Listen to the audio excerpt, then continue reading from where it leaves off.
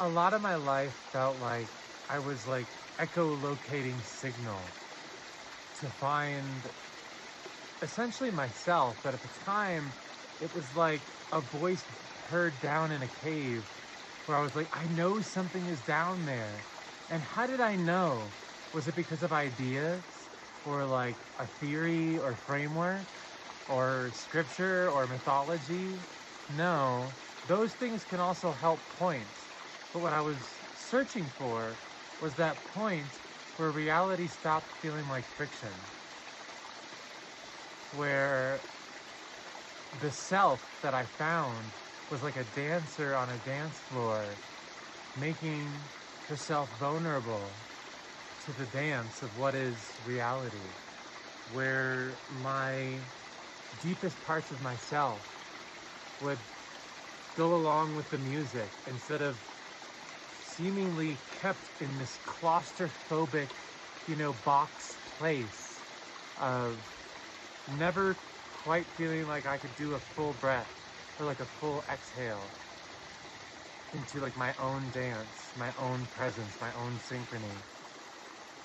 And what I'm about to say, applies to everyone, but it's particularly viewable through a circumstance like mine because I'm trans, and after transitioning at my age, it was like a whole like lifetime lived before realizing what that step of synchrony would really feel like as a mode of being instead of just a momentary place where presence is the momentary touching of reality, and many of us can touch presence. Those moments that I felt myself for a moment at Burning Man wearing the right thing, or I felt myself for a moment when I would be vulnerably received in my softest parts. But it only became a mode of being once I transitioned and really allowed myself to do my full dance. Not only did that clear, my topological biological setup in order to do my full dance, but it was also realizing that the signal I had always searched for was the signal of, my own self-synchrony or sovereignty or presence. Presence being the momentary touching of reality, like we all can do. Baby being born, marriage, getting lost in the dance. And sovereignty is when we live there, when we inhabit that space of continuity that we've accrued across time, like a thread of continuity, where we are meeting reality in what you could call coherence, like a dancer on a dance floor, where the music of reality is playing and you're meeting it. And when you meet it for a moment, it's like, ooh, that was kind of a cool move. But then you realize, I can do that all the time. And that's what I realized a long time ago, and it took me that far to walk it through. When I was like a late teenager, it was like one of the first times I ever did shrooms, I think 19 or 20 years old. And at that time, I was already into like psychedelic bands, but my family wasn't a family that ever had like a drug problem or anything like that. So for the most part, it was just totally off my radar. But psychedelics always kind of appealed to me just because I was always kind of a philosophical person. And all the bands that I liked like psychedelics, right? So then a teacher in college in 101 class talked about the relative safety profile and the research going on. And I was like, oh my God. And then I dived in. And when I dived in, I connected all those threads that I've been building up, my poetry and the beginnings of my songs, and to the way, and now I began to change the generation sight of the way I was perceiving. In other words, before I was viewing what the psychedelic bands were saying, things like what random thoughts like, Tool, we are eternal, all this pain is an illusion, and all these like really deep things, or the Beatles, diving into all their super deep areas. And like all these things seem like poetic, mythological things from the outside, right? Like almost like narrative tools or something like that. Like, oh, what a strange metaphor. But then when you change the generation sight and you get inside the psychedelic, for a moment, you touch that presence. You touch that place. Maybe for you, you say, I saw what God was, or I spoke with God, or I became God, or I conversed with God, or I danced with God, or I became all that there was, or I saw underneath the rug of reality, or whatever it may be. many people are going to say different things because their words and their associations and their topologies are going to associate that experience, the mechanical experience of synchrony, the texture of love at the deepest level for that moment, and they're going to label it different ways. The label is not what we're talking about. We're talking about you as a piece of the rhythmic unfolding of reality meeting itself at a higher level of phase coherence, like the waves are actually touching. And because your mind doesn't usually touch that, and the psychedelic really like perturbs the sense of like everything that's going on, especially something like DMT, then you're like, and there I was staring at the face of God. But really what's going on is like you're remembering that you came from the same unfolding rhythm as everything else in this reality. That's, you know, the self-reflective unfolding of the one became many so that I may know myself. So then when we think about sovereignty, then sovereignty across time as it's being like accrued, like before you become a true sovereign being. And I don't say that word to be political. I say that word to say, if you care about being totally yourself, like being able to make your own choices at the deepest level, your own feelings at the deepest level, your own experiences of love at the deepest level, your own little, the way your instrument uniquely plays with reality and the chorus of all that there is. You don't want to be stuck playing your instrument like somebody else. You want to play it just like you were always meant to be played, right? So what is that? That's allowing your full signal to touch reality. And the momentary touching of that is presence, and the long-term touching of that over time as a mode of being, as now this is me, is sovereignty.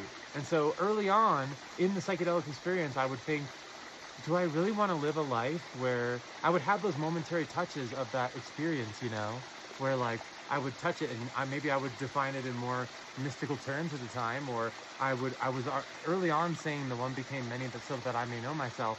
But even at that time, it was more like I touched the place inside me where it all became like a water slide, where it all became like a waterfall, like the place that the water naturally wants to move to, that least energetically dense way to arrange between me and the dance of what is reality. And I thought, I looked at people that I knew that maybe, you know, not that they're bad people, but maybe, you know, could have lived their life in a way that, you know, was touching more of their embodiment and love and presence, and said, I don't want to do that. I want to make sure that I'm living a life where if I can be in that state of presence and love and authenticity and touching reality as much as I can, at the time I would say consciousness goes deep. And what I meant by that is like, when reality hits you, it goes through so many of your own filters. And those filters are like magnets, and they pull the senses of reality. And if your magnets are really strong, then it's almost like you're constantly filtering reality, and you could spend your entire life as a mode of being inside that indirect interfacing, that place where the generative sight of your supposed sovereignty is not coming from your full signal, the full signal of your instrument. It's almost like you're playing a guitar and someone said, nah, you could only play half the fretboard, and you can only play it in this way. And you're like, I guess this is all I can do. Even though I'm literally feeling myself playing the sounds, can I really like give it whatever wants to come out of me, like wherever the water wants to flow, right? Like a water slide. That's why I describe the regime change of consciousness like a water slide, because it feels like your agency, your choice, your harmonic tuning comes from, you know, the barometer of your soul, rather than a frictionful process of these are the boxes of the type of person that I am, and this is, you know, like, let me construct it from the outside rather than feel it from the inside, as if I'm just part of one unfolding flow of what is the, you know, topological complexifying gradient of reality, right? And to realize the latter portion of that is a dancer on the dance floor, or else you're going to describe coherence from the outside, which brings me to another point of mine, which is I happen to be getting into my little emberness so much lately that I'm finally relaxing, maybe for the first time in my life, because I'm finally me, and my life is finally stabilizing to some degree, as far as after losing everyone and everything. And, you know, not quite there, but at the same time, I'm very proud of myself for being so strong, to have made it so alone this entire time, and, you know, became my softest parts becoming alone. Long story short, I watched The Matrix, which was one of my favorite movies. For the first time, I watched the movie for the first time in like a year or something like that. I haven't watched the movie in a long time. That's how like pressured my life has been. But we're just being alone and everything. But I watched The Matrix, and Morpheus, I think in the first Matrix says there's a difference between knowing the path and walking the path, and that's what I mean by the dance floor. That's what I mean by presence. That's what I mean by coherence, described versus executed. Described is like, there may be a way to do a dance. If we assemble the following theories, I might be this type of dancer. And then actually doing the dance synchronously is the execution of that, is the walking the path.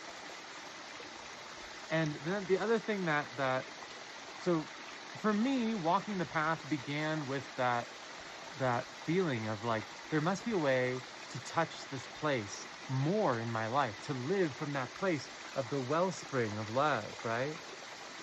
It's almost like you're drinking from a fountain, and you're drinking right from the mouth of it, rather than a little bit down the stream. A little bit down the stream would be delay, and that feels like simulated presence, where your mind can't meet reality, where you can't totally dance it down. You'll be in your head thinking, maybe that was a goofy move, maybe that was a goofy move, And so the other part of the Matrix that stands out to me is like Neo's and the rest of the crew's sort of initial feeling that reality has this like splinter in it. And they ask that question, what is the Matrix? But even deeper, they are really asking, why does reality feel like it doesn't quite fit? And when I'm talking about things like Plato's cave goes directly to the issue of perceptual mechanical delay, even if you didn't put it in those terms. But the Matrix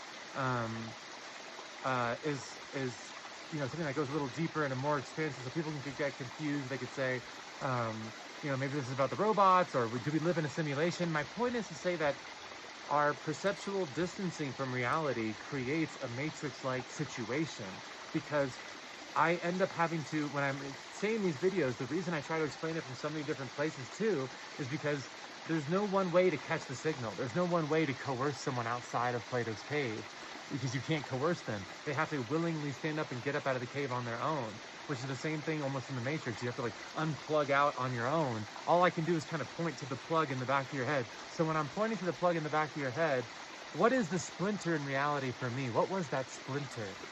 The splinter for me was, as a trans woman, it's almost like you have all these layers of self, like an onion, and then all the parts of the onion on top.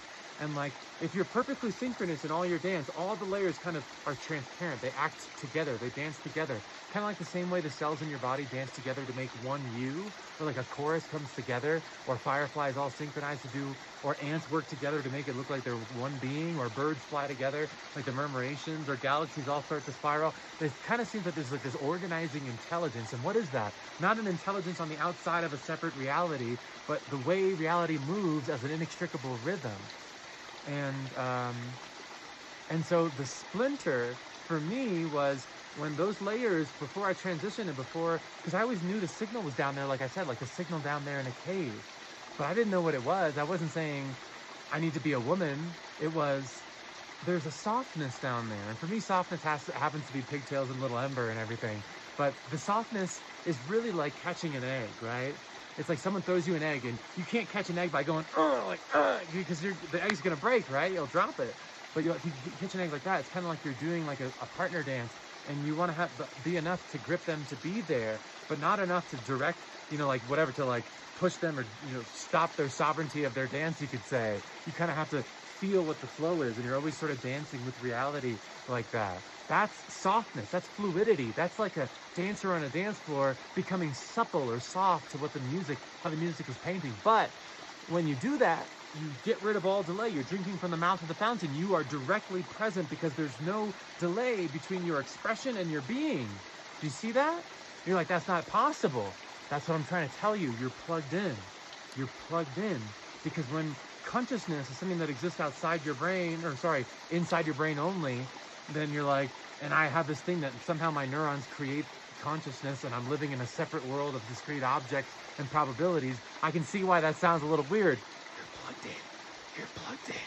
But if you realize that consciousness is just part of the one unfolding rhythm that is ultimately like one consciousness, one mind, knowing itself. The smallest scale invariant in the human way is to love and be loved as me. To have my whole topology dance with all that is reality. I and the Father are one. And the highest aspect of that is the one became many so that it can remember itself as one, or the one became many so that I may know myself. Either way is the same sort of mechanic. To say that what moves reality is consciousness knowing itself in coherence, in sovereignty.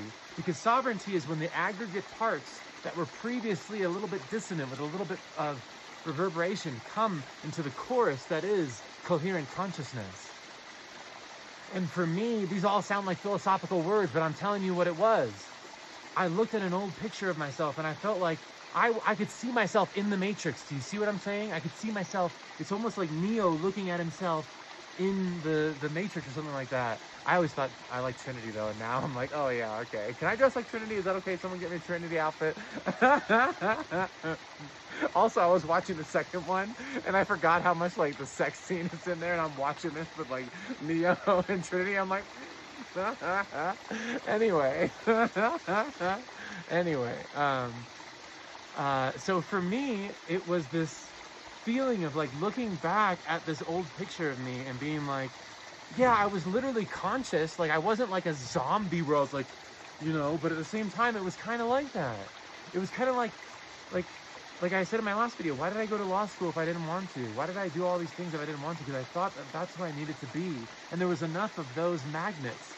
At the highest levels, they instructed the way my life turned out, like with like my job or, whatever, the things I did in, whatever, my soccer playing, my job, what I thought was successful, the certain levels of the image that I kept up on the outside, right?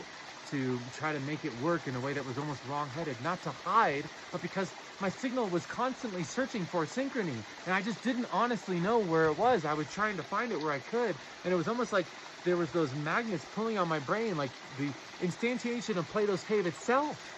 Because Plato's cave is just where the generation site occurs. Does the generation site occur from sovereignty? Do the dissonant notes become compiled into the chorus of coherent sovereignty? Or do they remain disassembled in a way that I'm being pulled by the tides and I'm not quite sovereign? Do you feel like that? Do you feel the connection between sovereignty and presence? Presence is the momentary touching of that, and sovereignty is when you live there. So do you see how for me as a trans woman, moving through the echolocation of signal across time, through attire, through burlesque, dancing, singing, expressing through poetry and philosophy, and the way, the way I connected, it was not that I was looking for a certain constructed self, like an end, like a cultural end, or an identity end in like a label, but like a place where I could rest as myself. In that place where you feel embodied presence like all of us know and all of us have felt.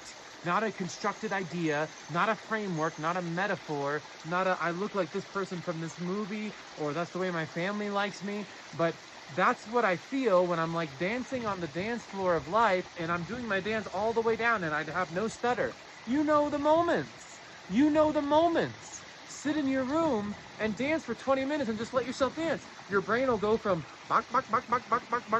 monkey brain to a time where you'll eventually go, oh, that was I flowed right there. I wasn't even thinking about it and I flowed. And it's not that your thoughts get deleted. It's almost like the onion layers, instead of getting all caught up with the way reality comes through and starts to do that volley, that dance of reality. Everything is rhythm. Everything is like, phase dynamics, you could say. Instead of getting caught up in those operator layers, they all sort of become transparent. So now they're working together in intranodal synchrony. In other words, all your parts are dancing together like a chorus, like a jazz band playing together, like all your cells, but they're not separate cells. It's like different vibratory rhythms and shared entrainment into one rhythm that is you, as above, so below. Got it? So you can see that what was the splinter for me? The splinter was not breathing. It felt like I was breathing through a straw and I couldn't figure it out. And the saddest part is not that I was hiding something, is that the same little ember that you see here was the same honest little self that was just trying to say, well, maybe if I try harder. Maybe if this Burning Man, I do burlesque and sing and do cognitive liberty philosophy at Palenque Norte, if I work on my body, ultimately someone's going to see my softness, right? To love and be loved as me. It was just a little honest engine inside me, tugging like a tugboat, just saying, I can go a little further. Maybe if I try that, someone almost saw me there. That's what it was for me. Like I could get just enough breath at one point that I would go back and try harder and try harder and try harder. And eventually it led me right there. Like I said, like there was something else I wanted to say here too, that Imagine I was talking to someone who I really like, his very special heart, and if he sees this video, I was talking to him at that bar, uh, and he's the one we talked about presence and sovereignty. You have a very special heart, sweet one, but um, his name was Angel, okay? Very special heart. Anyway, and we're talking about this stuff, and we're talking, he mentioned the attractor, and I don't know if he pulled it from Coherence Mechanic 2 or wherever, you know, same rhythm, so we all pull it from the same place, right? But Coherence Mechanic talked about that attractor at the end of time, and that's the kind of stuff that I talk about, that mechanical attractor at the bottom of the penny well. And so if coherence at the ultimate level of what is reality, like alpha, omega, if coherence is the total energetic topological gradient, right? Kind of like the total cymatic possibility in what is reality as a frequency total, like the raga drone underneath what reality is, like the cosmic metronome that the entire cosmic jazz band plays to. If that's what reality like is, with the coherent whole, then the attractor at the end of time is kind of like everything of the possibility space in this particular timeline moving towards that coherence, you know, moving towards that place of ultimate coherence in its own way, in its own time, in its own dance. Trying to reach that place of coherence while bridging together, you know, your own coherence from each of our apertures throughout each fold of each complexity, you could say. That was kind of holding both levels at once. And so then when I said in the last video that I was talking to my mirror and she asked me, like, what would you tell yourself that you would understand? Because knowing how difficult the echolocation was, it wasn't like I could go back and tell myself, you're trans, you better transition, because I might have avoided it. I wasn't like with the family that I had, and I was like, you know, married, and like I didn't want to ruin my family, and like all these different things. I maybe could have like gone like this super stubborn way and kind of like avoided it, right? So what could I have told myself that I would have known? That a heart like mine, that had already been going on the heart path since I was a teenager, searching for that harmony calls harmony, what would I have followed? Instantly when she asked me, there was only one answer. You have a wellspring of love inside you. As long as you use that, you don't need to know the path. It was the only answer, just like my name. It was discovered underneath the ash. It wasn't constructed. So when I say I called back to myself from where I am now, I mean it. Because I am not a discrete object in reality. I am part of the one became many so that I may know myself. And that is a sort of like non-dual topology that echoes back across time, only in the sense that it's not like some, you know, cosmic messenger from other parts of reality saying, take this message. It's more like reality is frequency, reality is rhythm, and that it's almost like at the end of a song, even if you haven't heard the end yet, there's like a note there at the end that kind of like resolves what happened at the beginning, you know what I mean? Like it's all headed towards that resolution of the tension that the song creates, right?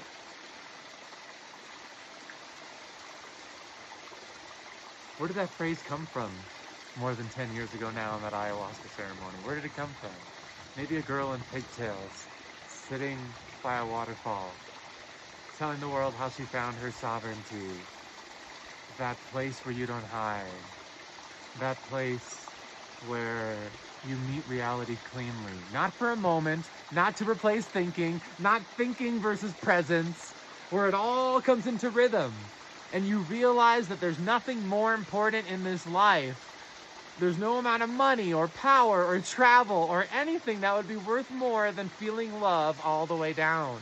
Love as the decentralized organizing force of this cosmos. Love at that place where you rest at the bottom of the penny well, of the bottom of the potential oscillatory well. That place where your dance with reality just happens without that friction.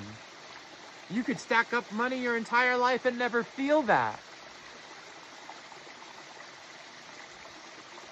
Let's all dance here together, now. My name is Ember, thanks for tuning with me.